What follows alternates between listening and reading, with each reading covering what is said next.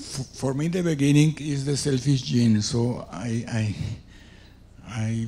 cannot speak with you without asking about the selfish gene. Why is it selfish, and selfish is bad? The selfish gene applies to the gene in its role in evolution. Evolution, natural selection, is all about the differential survival of genes in gene pools. What's significant about the gene is that it is potentially immortal. The body is not. The body dies, and the only thing the body leaves behind in the way of important information is the genes. So the entire enterprise of life, the meaning of life, is about the propagation of DNA in the body. The body is built by the DNA that rides inside it. I've called it the survival machine of the genes.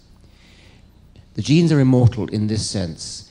We living creatures, all creatures that are alive, can look back on an unbroken line of successful ancestors. Not a single one of your ancestors failed to achieve at least one heterosexual copulation. And that means had to live long enough to grow up and to reproduce. That means that all your ancestors had genes which were very good at keeping the body in which they rode alive.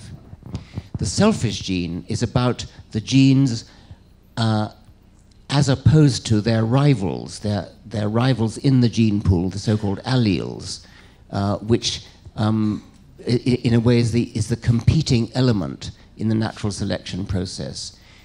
Previously, people had thought that natural selection was about the differential survival of species or groups. It's nothing to do with that. It's about the differential survival of genes, because genes are potentially immortal, and therefore the difference between a surviving one and a non-surviving one is of permanent, important import. Yesterday, Father Remolina, after recognizing that Adam and Eve never existed, suggested that the selfish gene is in fact the original sin. What do you think about it? Well, of course, Adam and Eve never existed, and no serious theologian would ever suggest that they did. Original sin, I think I recounted in Bogota that when the selfish gene came out, two clergymen of my acquaintance, both the chaplains in my Oxford college, said it reminded them of original sin.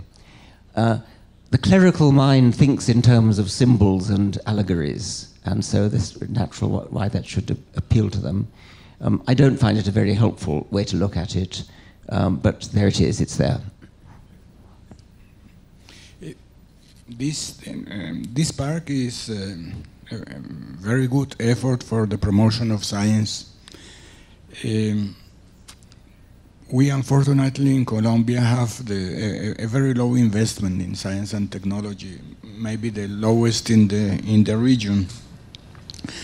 And basic science is, as you may imagine, the most abandoned child. I found enlightening your criticism of the non-sticking frying pan approach to funding science. Could you please explain us? My profession has been public understanding of science, and I've distinguished two distinct schools of promotion of science literacy and the excitement of science. One is what I call the Carl Sagan approach, which is looking out at the galaxy, at the universe, looking down a microscope at the beauty and elegance and complexity of the living world, the sheer size of the universe, of space, of time. This is inspiring, this is poetic, this is why I think Carl Sagan should have won the Nobel Prize for Literature, and I think it's about time a scientist did. The non-stick frying pan approach comes from the fact that the space exploration enterprise was justified in the minds of some people by the fact that one of the spin-offs of the space enterprise was the non-stick frying pan, as though somehow science has to be useful, and preferably useful on the most mundane, ordinary, boring level, like non-stick frying pans. That's not the way to promote science, in my view. I don't like the idea of promoting science by making it constantly down to earth, constantly mundane and connected with everyday life. I prefer to see it as a work of art, a work of great literature, poetic. So that's my distinction between the Carl Sagan and the non-stick frying pan approach. Thank you. Here, all these young people in Explora, I suppose, have problem fighting against pseudoscience, as you have done very brightly in your career. How do you distinguish? How do you help us to distinguish between pseudoscience and science? Is there a reason to doubt that good energy concentrates on quartz prisms when you put them under the light of the moon in Machu Picchu? Or, yes, the English poet and writer G.K. Chesterton, a great Catholic spokesman, said when people stop believing in God, they start believing in anything. And that's a very reprehensible step. What they should start believing in is science and reason and evidence-based thinking. So it is true that as religion declines, there does seem to be a tendency for people to believe in anything, believing in nonsense like homeopathy, telepathy, psychic powers, psychokinesis, ley lines, crystal energy, and things like that. The word energy is one of the most misused in the language. Energy has a rather precise meaning in physics, the capacity to do work. But it's become used for some sort of mystical, something that flows out of crystals or out of human beings with certain psychic powers, that kind of thing. It's very easy to debunk this sort of nonsense. You just subject it to rigorous scientific testing. The Center for Inquiry, which is the organization that my foundation, the Richard Dawkins Foundation for Reason and Science, has just merged with, has for a long time had a $100,000 prize for anybody who can demonstrate under controlled scientific conditions that they have psychic or supernatural powers, and the money is still unclaimed. Well, it's very frequently claimed, but never actually won. Yes, I mean, it's not difficult to test. What you do is you do a double-blind trial where nobody knows what the difference between, say, the control and the experimental is, and under correct double-blind control conditions, all these things fail, like dowsing, for example. I've taken part on television with an experimental test of water divining, dowsing. And these water diviners flocked to be tested, and they were all totally convinced that they could do it, but under double-blind control conditions, when they were not allowed any external cues at all, they failed. And they were very upset. Some of them actually literally wept because they were so upset. It's a lovely anecdote which I heard from Kendrick Frazier, who's one of the officers of the Center for Inquiry, that he once took part in a double-blind control trial of homeopathy. And when, as you might have expected, the homeopathic remedy failed, the homeopath who was conducting the trial said, "You see, this is why we don't do double-blind trials anymore. They never work."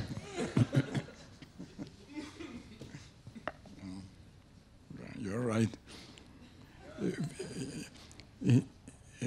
In a recent tweet, you have reported on a Californian that intends to launch a rocket with himself inside to prove that the Earth is flat, that all these pictures from NASA are simply a conspiracy for some kind. Do you think that it is feasible to convince people that think that the Earth is flat and that it is 6,000 years old, to convince them elsewhere? And additionally, and this is a kind of message to the young people here in Explora, you don't have to do the effort you are doing to convince people. Yeah. Why are you doing it? Well, in the case of the flat Earth people, you can't help feeling it's a joke. This man, there's a story in the newspaper about how he built his own rocket to launch himself out, not into space, but out up there, in order to prove that the world is flat. There's a thing called the Darwin Awards, which is given to people who die in the service of some idiotic idea. This is going to be a good candidate for the Darwin Award. I would bracket belief that the world is only 10,000 years old with flat earthism. They're both equally absurd, but they're not quite so obviously absurd. It's possible for a reasonably sane but ignorant person to believe that the world is only 10,000 years old. I think that anybody who believes the world is flat actually has to be insane or else just joking.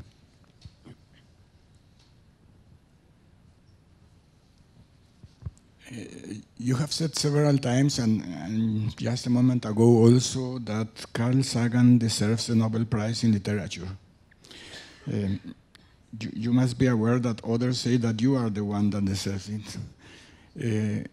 Steven Pinker, in his excellent book, The Sense of Style, starts with an example of your book, then Weaving the Rainbow. Do you think that a scientific training adds to literature and to philosophy? So I'm not sure I quite understood the question. A scientific training, a scientific upbringing, adds something to literature and to literature, philosophy. Right. Yes, because literature, because science is such a beautiful subject for poetic writing. I mean, what could be more poetic in a way than the contemplation of the expanding universe?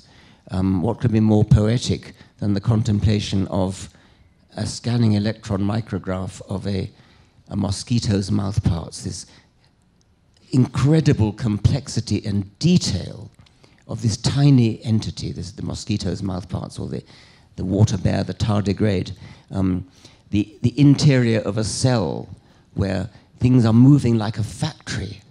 Machine tools are manufacturing proteins under the influence of RNA, which is under the influence of DNA. This is a tailor-made for great literature, for great poetry. And so, yes, I think that science is a wonderful vehicle for poetic literature, and Carl Sagan is a beautiful example of that. Jacob Bronowski would be another one as well.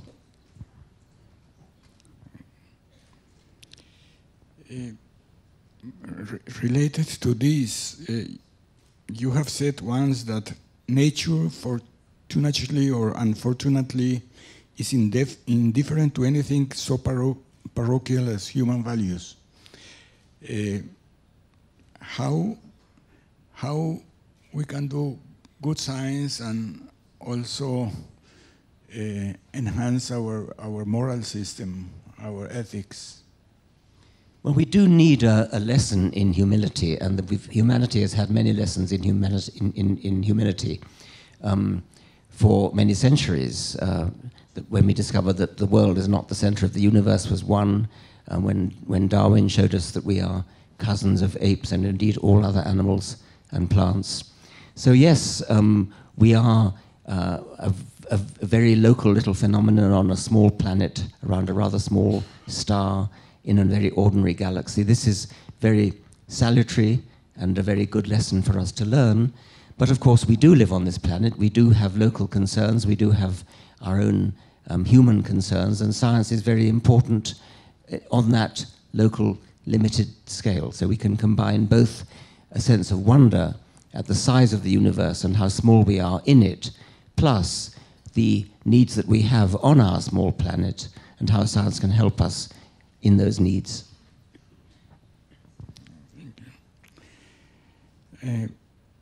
I promised not to ask anything about religion, because you must be tired of speaking about religion, but anyway, there is something that I would like to ask. I define myself as a Jewish atheist. I know. Sorry? Jewish atheist. Right, okay. And I know that your friend Mariam Namazi defines us as ex-Muslim atheist, and you have written on atheist for Jesus.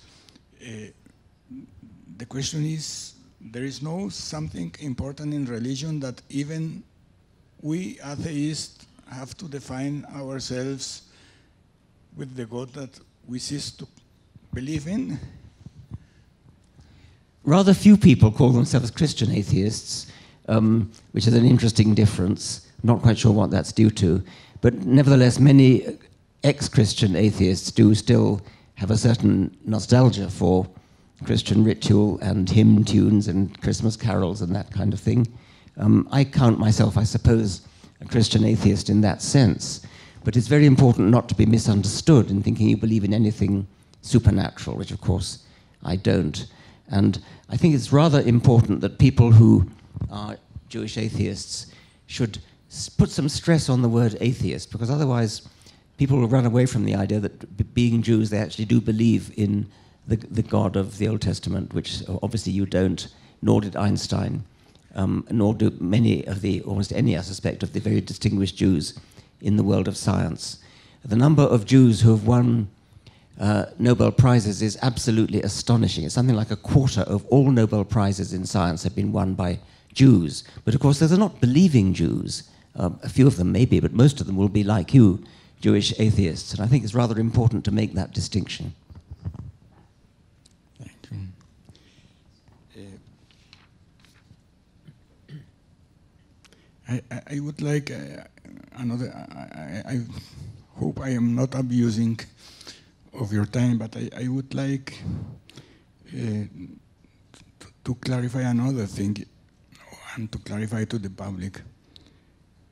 You have said once that if you had to write a book called the Co-Operative Gene, you will write exactly the same book with the same words.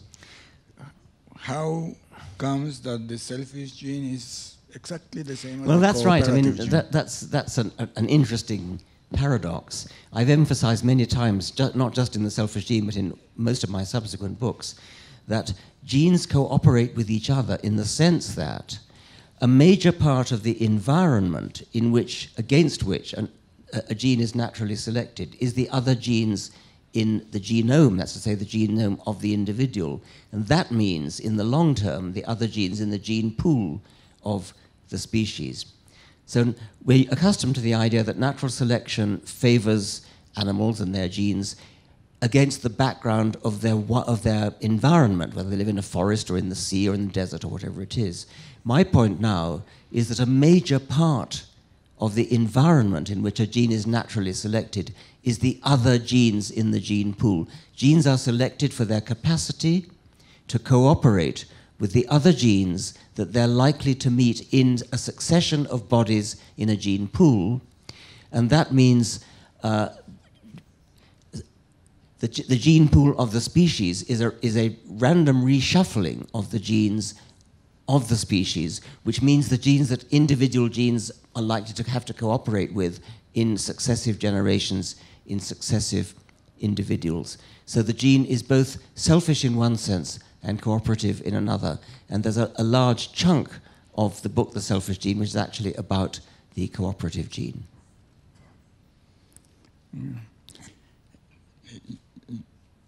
You are very good at titles. I suppose that you know it. The titles of your books are really excellent, every one of them, and very good also at inventing terms.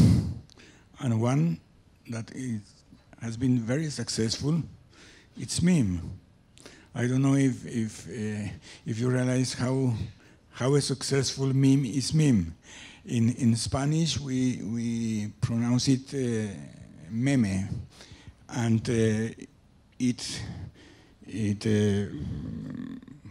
I think that it mutated a little bit in Spanish, and its meaning is as a cartoon, as a very successful cartoon.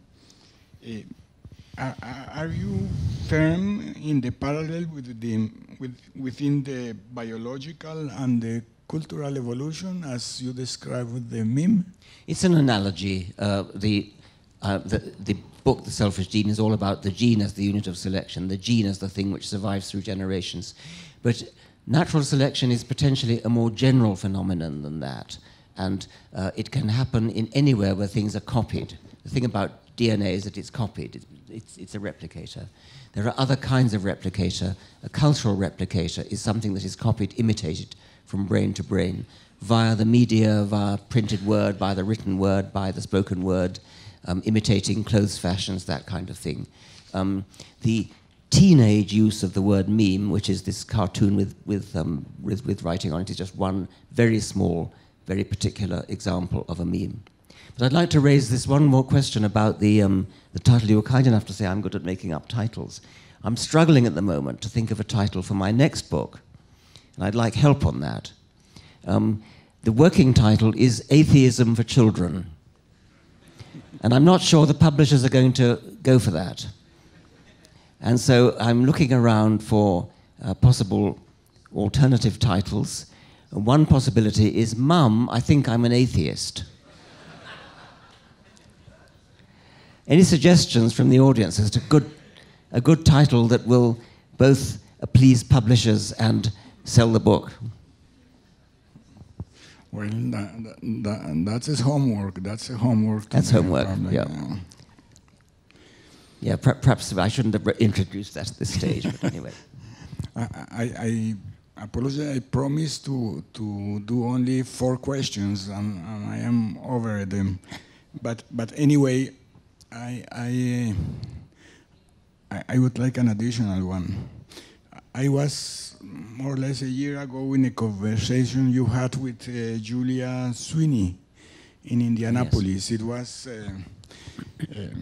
a gloomy day. It was the day after the election after Trump's election in the United States, so the public was quite in low spirit. But in one of the questions of Julia Sweeney asking for advices, I wrote your answer. Your answer was, your advice was education, education, education, critical thinking, statistical thinking.